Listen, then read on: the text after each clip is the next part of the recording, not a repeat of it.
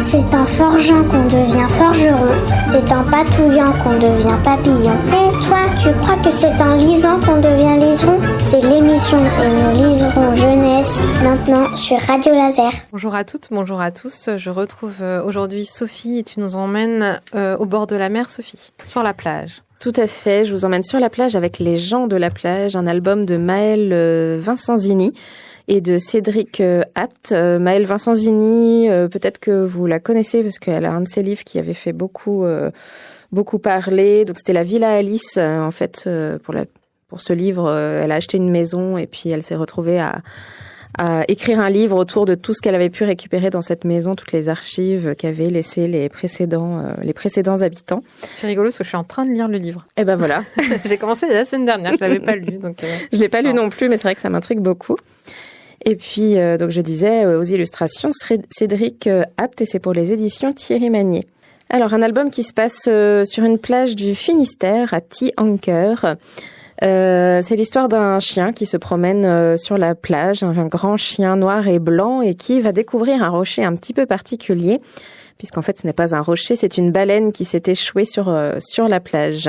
Il va alerter les gens du village à côté pour les prévenir que cette baleine est en danger, échouée sur la plage, sauf que quand les gens de la plage arrivent, la police est déjà sur les lieux et a barricadé l'espace autour de la baleine pour empêcher tout le monde de passer. Donc des policiers bien rigides qui refusent toute aide des gens de la plage qui sont pourtant armés de seaux et de pelles, prêts à creuser, prêts à arroser la baleine en attendant la prochaine marée pour qu'elle puisse retourner à la mer.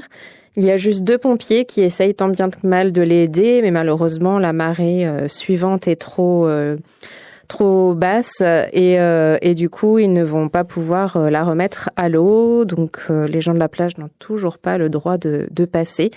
Malgré leur bonne volonté, on leur répond que c'est interdit. Sans d'autres explications, en fait. Sans d'autres explications. C'est interdit, c'est répété plusieurs fois. Je veux creuser le sable, c'est interdit. Je veux arroser la baleine, c'est interdit. Est-ce que je peux juste lui parler pour la rassurer? C'est interdit. Et puis, il va y avoir une femme qui va arriver et qui, elle, va s'imposer en leur demandant de la laisser passer puisque elle s'est sauvée des baleines. Sauf que les policiers ont des ordres et donc ils ne veulent toujours pas qu'elle passe. Alors elle va s'armer de son téléphone et elle va appeler le ministre de la mer et le président de la Terre. Et là, après quelques minutes au téléphone, les policiers reçoivent l'ordre de la laisser passer. Sauf qu'il n'y a qu'elle qui peut passer.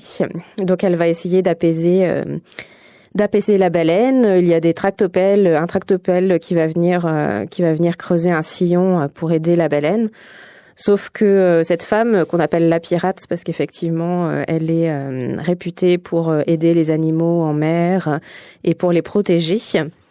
Cette femme, du coup, seule ne pourra pas remettre la baleine à l'eau. Donc, voyant que les policiers ne veulent pas laisser passer les gens de la plage, tout le monde, la pirate plus les gens de la plage vont se révolter et puis passer outre les barrières pour pouvoir venir en aide à cette pirate et à cette baleine surtout.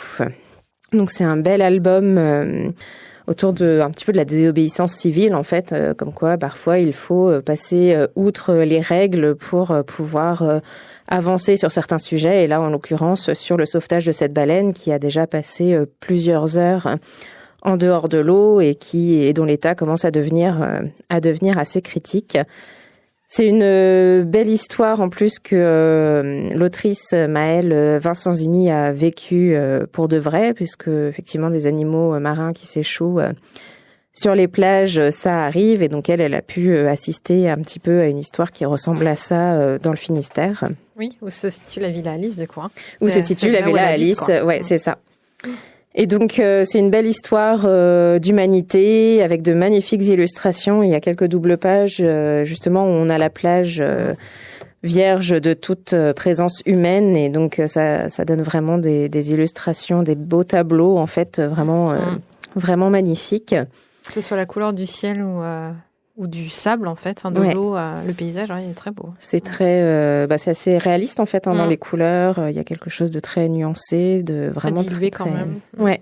Donc c'est vraiment un très bel album que je vous recommande et puis qui permet de montrer que parfois faut pas hésiter à se révolter quand on est convaincu par la cause que l'on défend. Donc Les gens de la plage de Maëlle Vincenzini et de Cédric Apt aux éditions Thierry Magnier, et puis vous pouvez retrouver cet album à la médiathèque de Guichen. Merci Sophie. Merci.